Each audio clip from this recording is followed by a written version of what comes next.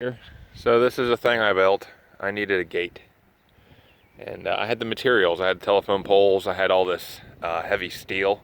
It's like 8-inch C-channel, 8-inch wide, 2 inches, and then some of it's like half-inch thick. This is a little thinner, like quarter-inch or something. But very heavy stuff.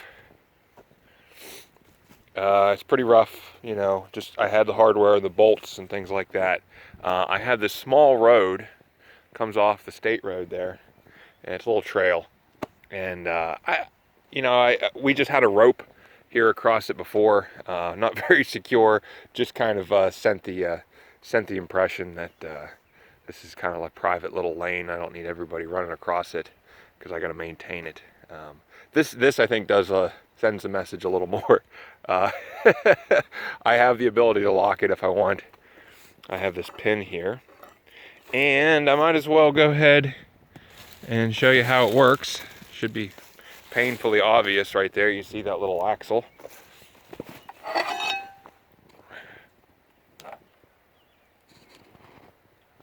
There's a bungee cord there on the rope just to make it take a little bit of the pressure off of the rope so it doesn't get so tight so fast. So the telephone poles are planted in the ground 3 foot. Would have went deeper, but I got tired, you know, it's digging hole. I didn't have a digging bar, just a spade shovel and a hole digger. But I keyed them in place with some flat rocks, so they're pretty secure. And then they're just lag bolts for the steel here. That's an old car axle there that's went through. I welded it in place. I should have pinned it in case someday I have to replace this. There's a counterweight there. That's just bolted to the back side. Got a little happy cutting it flat.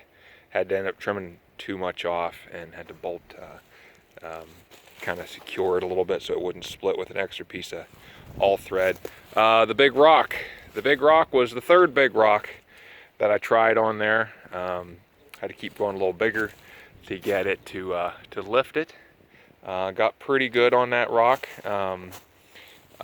Strapped it in place with that piece of stainless steel. Let me pull it down. One thing I do want to do is put like some kind of ring or something here, because you can pull it down with one hand. I'm doing it right now.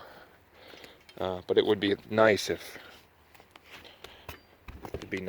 you could a little easier to grab.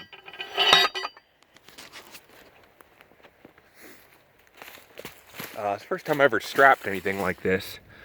Just used one of the pieces of all thread holding this base on, drilled a hole in that stainless strap, and then just kind of hammered it up around. Figured out how long it needed to be, and then cut it and welded a piece of all thread on here.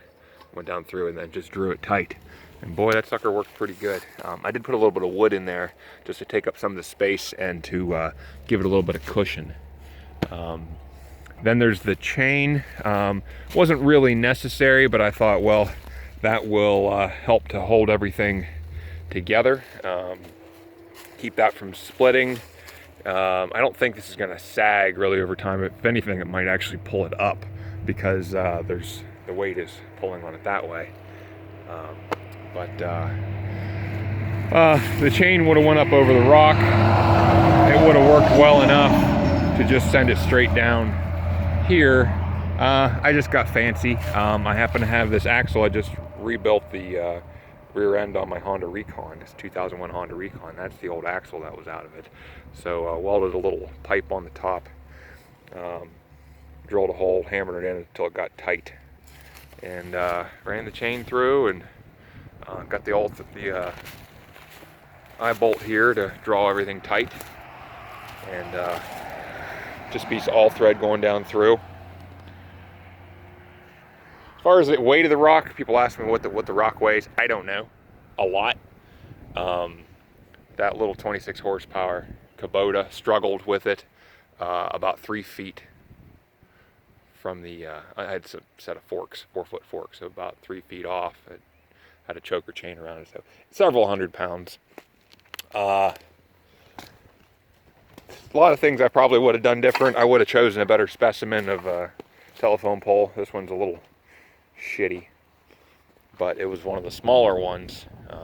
But you know, if I had to replace it in the next couple of years because it split or something, it wouldn't take me but a couple hours probably to, because I did most of the work already.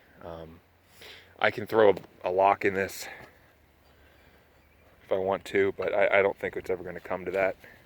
But for the most part, it's done. I might throw some paint on the steel, but that steel is going to be there for a very long time. I hope the gate's going to be there for a very long time.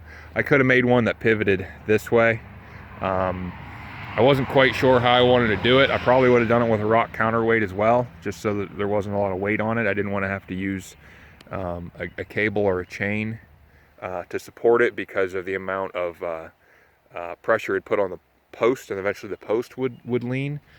This way, everything's pretty well balanced. In fact, if you did it when this post wasn't here, a little bit below level, not only is it neutral, it's actually, well, it's neutral. It actually will sink a little bit.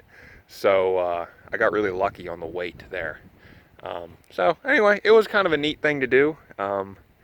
Couldn't quite find what I was looking for on YouTube or on Google image search for telephone pole gate or heavy timber gate that didn't involve a bunch of heavy hinges or hardware that I didn't have. This was just what I had. So if this gives you an idea how you might want to build a gate or something, you know, do that.